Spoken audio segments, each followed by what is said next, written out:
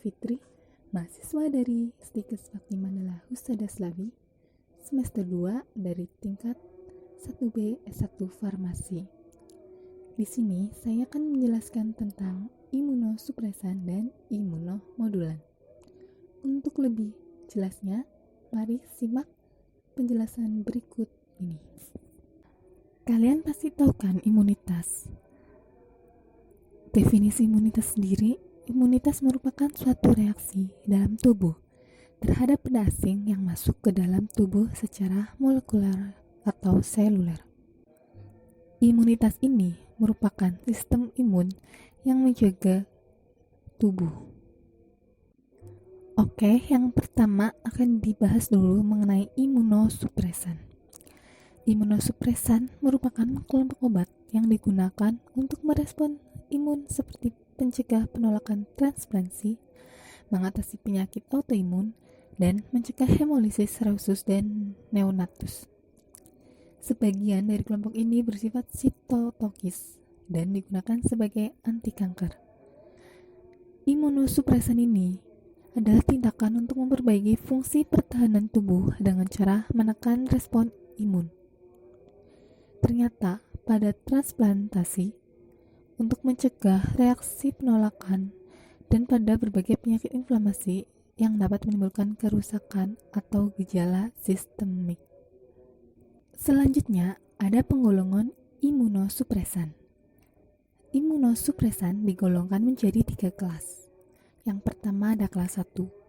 Kelas 1 harus diberikan sebelum fase induksi, yaitu sebelum terjadi perangsangan oleh antigen. Kerjanya merusak limfosit imunokompeten. Jika diberikan setelah terjadi perangsangan oleh antigen, biasanya tidak diperoleh efek imunosupresifnya, sehingga respon imun dapat berlanjut terus. Jadi lebih sebaiknya digunakan sebelum fase induksi ya teman-teman. Yang kedua, ada kelas 2. Kelas 2 ini harus diberikan dalam fase induksi. Biasanya 1 atau 2 hari setelah perangsangan oleh antigen berlangsung.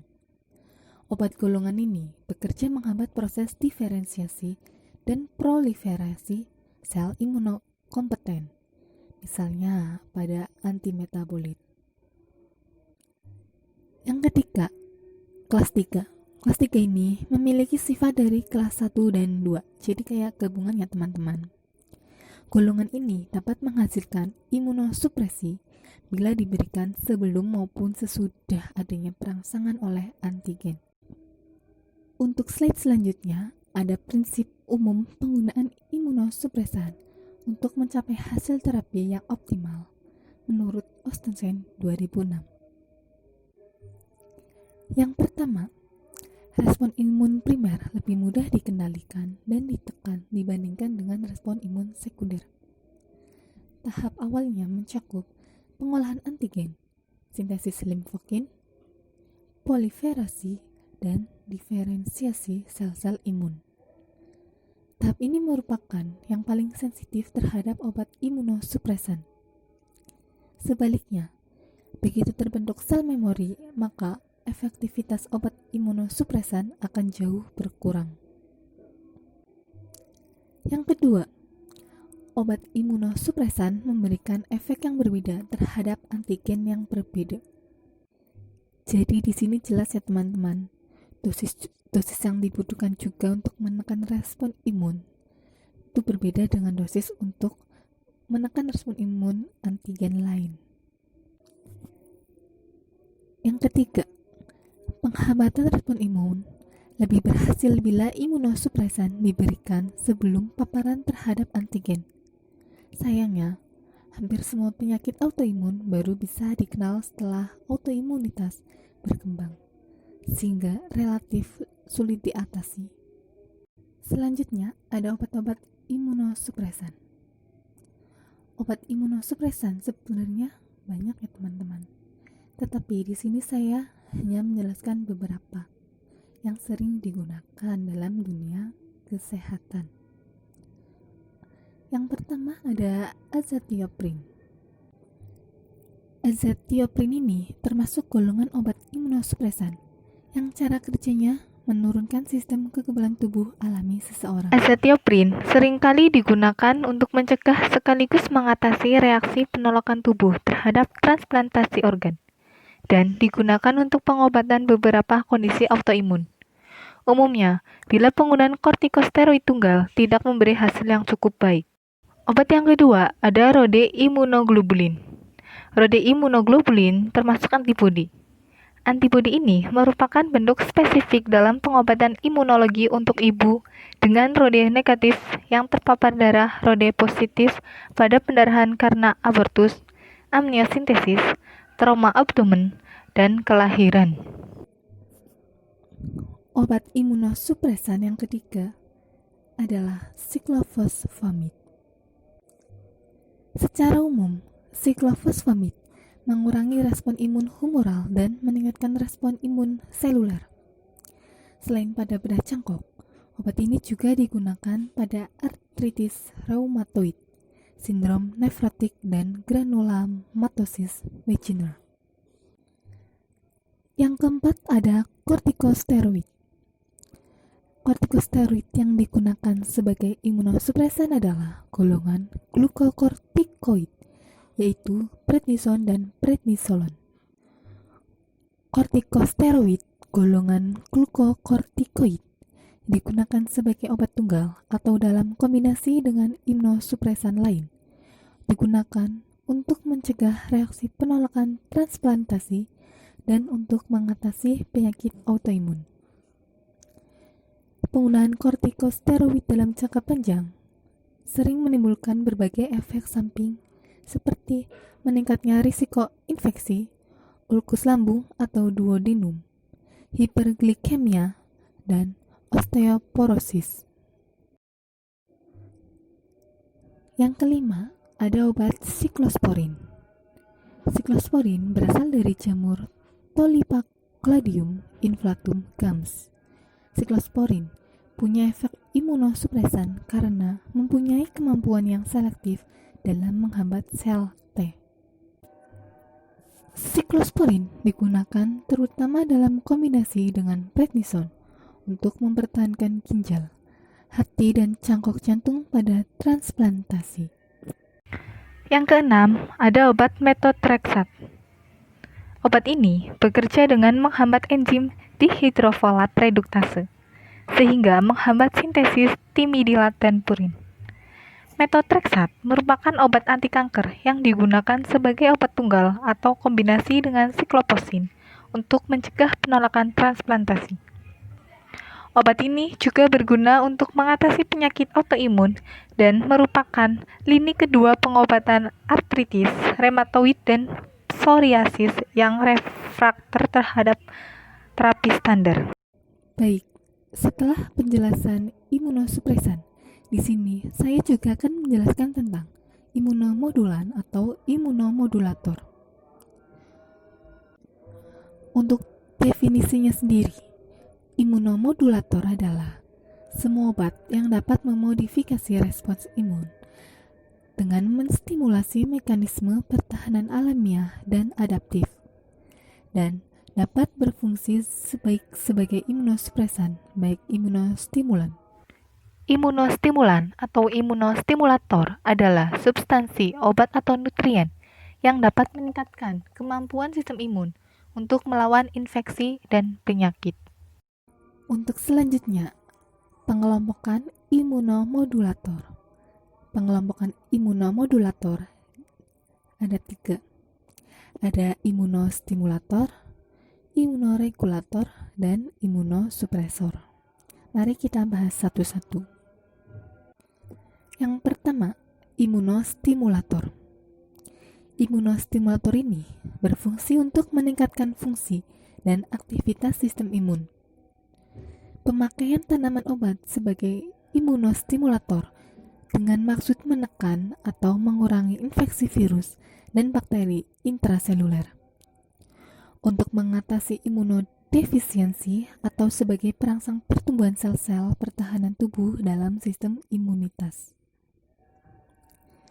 Yang kedua, imunoregulator. artinya dapat meregulasi sistem imun. Meregulasi berarti kemampuan untuk menyesuaikan hidup. Dan yang ketiga, imunosupresor. Imunosupresor ini dapat menghambat atau menekan aktivitas sistem imun.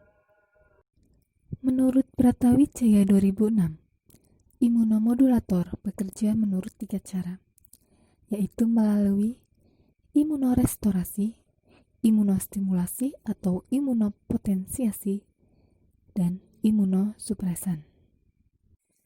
Yang pertama, imunorestorasi ialah suatu cara untuk mengembalikan fungsi sistem imun yang terganggu dengan memberikan berbagai komponen sistem imun. Yang kedua, imunostimulasi atau yang biasa disebut juga imunopotensiasi, yaitu cara untuk memperbaiki fungsi sistem imun dengan menggunakan bahan yang merangsang sistem tersebut. Dan yang ketiga, imunosupresan. Imunosupresan ini merupakan tindakan untuk memperbaiki fungsi sistem pertahanan tubuh dengan cara menekan respon imun. Kegunaannya untuk mencegah reaksi penolakan pada berbagai penyakit inflamasi yang menimbulkan kerusakan atau gejala sistemik. Untuk selanjutnya, ada persyaratan imunomodulator menurut WHO. Yang pertama, secara kimiawi murni atau dapat didefinisikan secara kimia. Yang kedua, secara biologi dapat diuraikan dengan cepat. 3. Tidak bersifat kanserogenik atau kokanserogenik, yaitu penyebab kanker. Yang keempat, baik secara akut maupun kronis tidak toksis atau tidak mempunyai efek samping farmakologi yang merugikan. Yang kelima, tidak menyebabkan stimulasi yang terlalu kecil maupun terlalu besar ya teman-teman. Oke, selanjutnya obat-obat imunomodulator. Obat-obat imunomodulator tentunya banyak jenisnya ya teman-teman. Tetapi di sini saya hanya mengambil 3 contoh obat. Yang pertama ada levamisol. Obat ini menstimulasi dan mensupresi respon imun terhadap berbagai antigen. Levamisol bekerja pada limfosit B dan T. Walaupun efeknya terhadap limfosit T lebih bermakna berupa aktivasi dan meningkatkan motilitas limfosit T. Selain itu, juga dapat meningkatkan fagositosis makrofag, meningkatkan pelekatan dan kemataksis neutrofil, serta dapat meningkatkan pembentukan antibodi terhadap berbagai antigen. Yang kedua, isoprinosin atau inosin pranobex atau inosin dimepranol asedoben. Isoprinosin menunjukkan efek antivirus dan aktivitas imunostimulan. Efektif pada infeksi virus herpes dan infeksi virus lain. Isoprinosin dapat menstimulasi diferensiasi sel T menjadi sel T helper dan sel T sitotoksis, meningkatkan produksi IL-1, IL-2, IL-10-alpha, IL-12, dan fungsi sel NK. Obat ini juga menurunkan produksi IL-3 dan IL-4, menstimulasi diferensiasi limfosit B menjadi sel plasma, serta meningkatkan produksi antibodi, sehingga dapat meningkatkan respon imun humoral. Isoprinosin dapat menghambat replikasi berbagai virus RNA dan DNA pada kultur jaringan, termasuk virus herpes simplex. Yang ketiga, ada thalidomid. Thalidomid adalah derivat asam glutamat sintetik. Thalidomid berperan sebagai antiinflamasi, imunomodulator, dan antiangiogenik dengan fungsi imunostimulan dan imunosupresan, tergantung dari komponen respon imun yang dipengaruhi. Efek antiangiogenik didapatkan dari inhibisi vascular endothelial growth vektor VEGF. Oke, sampai di sini dulu teman-teman untuk penjelasan imunosupresan dan imunomodulan. Semoga penjelasan saya bisa diterima oleh teman-teman dan dapat dipahami teman-teman. Terima kasih. Jangan lupa like, subscribe, comment, and share ya.